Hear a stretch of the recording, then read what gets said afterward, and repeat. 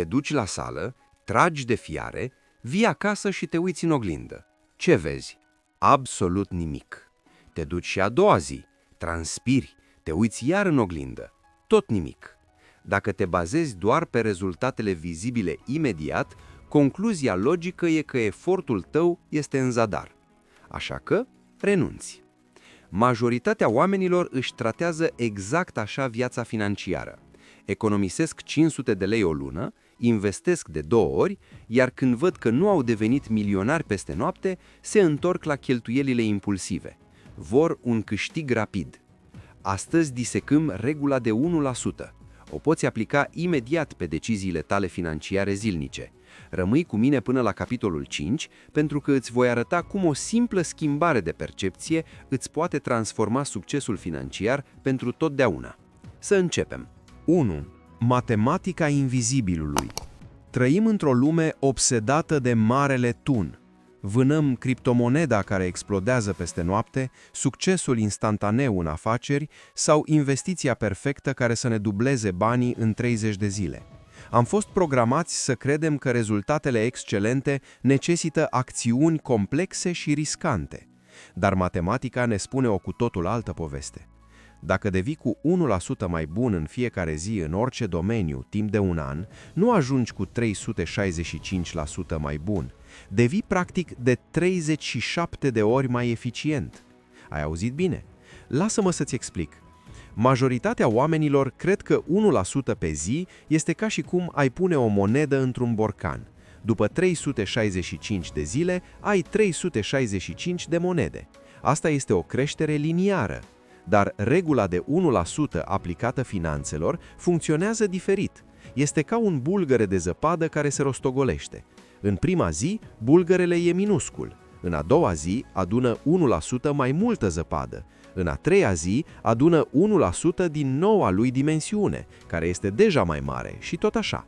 Până în ziua 100, nu doar că este enorm, adună mai multă zăpadă într-o singură rotație decât a adunat în toată prima săptămână la un loc.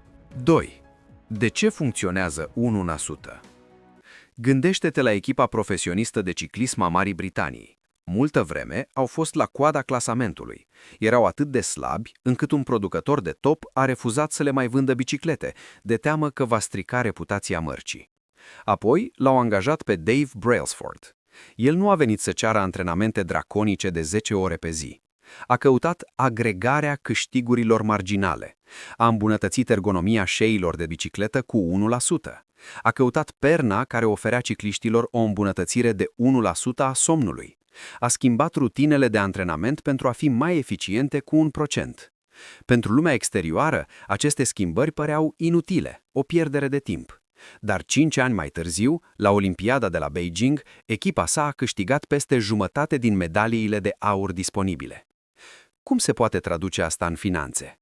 Negociază-ți un comision bancar cu 1% mai mic. Găsește un fond indexat cu un randament cu 1% mai bun. Reduți cheltuielile impulsive cu 1% pe lună. Oprește-te din a căuta transformarea de 180 de grade peste noapte. Caută sutele de mișcări de 1% pe care toți ceilalți sunt prea ocupați ca să le observe. 3. De ce renunți? Motivul pentru care regula de 1% este atât de greu de urmat este reprezentat de ceea ce numim valea dezamăgirii. Când începi un nou obicei financiar, să spunem că investești 500 de lei pe lună într-un ETF, te aștepți ca progresul tău să fie o linie dreaptă, vizibilă imediat. Te gândești, dacă depun efortul, ar trebui să văd rezultatul. Dar la început, magia dobânzii compuse este invizibilă. Tu faci munca, pui banii deoparte, dar ești încă în primele zile de antrenament. Nu vezi niciun progres.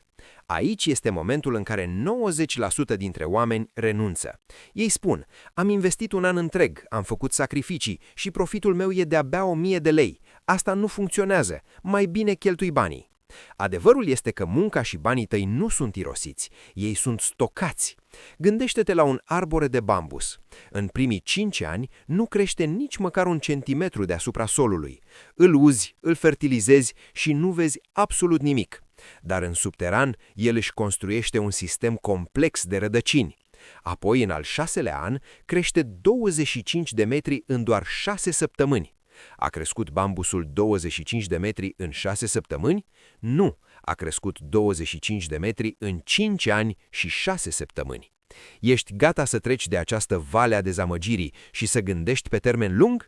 Apasă acum butonul de abonare. E un semnal că vrei să îmbunătățești lucrurile.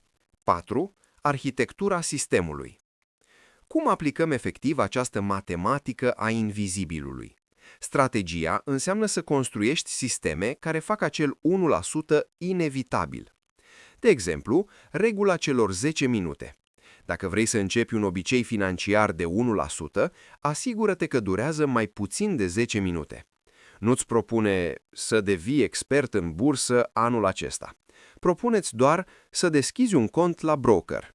Setează-ți un transfer automat din aplicația bancară. Odată ce sistemul e pornit, îmbunătățirea de 1% devine simplă. Schimbă-ți mediul. Mediul tău este mâna invizibilă care îți modelează comportamentul financiar. Dacă vrei să nu mai cheltui impulsiv, nu te baza pe voință. Voința se epuizează rapid sub stres. Dezinstalează aplicațiile de shopping din telefon. Ștergeți cardul de credit salvat în browser. Fă ca alegerea corectă să fie varianta cea mai la îndemână. Aceste sisteme sunt nucleul a ceea ce James Clear numește Atomic Habits.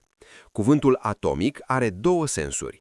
Înseamnă odată ceva incredibil de mic, dar în același timp este sursa unei puteri imense. La fel ca un atom, un obicei financiar de 1% este cea mai mică unitate dintr-un sistem capabil să genereze libertate totală. 5. Schimbarea de identitate. Așa cum am promis la început, este elementul care schimbă totul. Cea mai importantă parte a regulii de 1% nu este rezultatul financiar, este identitatea. Fiecare acțiune pe care o faci este un pas către persoana care vei deveni. Nici o acțiune izolată de 1% nu-ți va transforma viața peste noapte. Să pui 50 de lei deoparte azi nu te face milionar. Să citești o pagină de educație financiară nu te face investitor pe Wall Street. Dar, pe măsură ce repeți aceste acțiuni mici, pașii incrementali încep să se adune. Încep să-ți oferi singur dovezi că devii o persoană diferită. Scopul tău nu ar trebui să fie vreau să am rapid 1.000.000 de euro. Scopul trebuie să fie devin mai bun la investiții în fiecare zi. Când te concentrezi pe câștigurile de 1%, încetezi să fii obsedat de linia de sosire și începi să fii pasionat de proces. Iar odată ce procesul devine însăși identitatea ta, rezultatele financiare apar ca o consecință inevitabilă. 6. Puterea răbdării. Persoana care se bazează exclusiv pe marele tun este mereu anxioasă, stă lipită de ecran, așteptând norocul, momentul perfect pentru a cumpăra jos și a vinde sus, miracolul care să-i schimbe viața.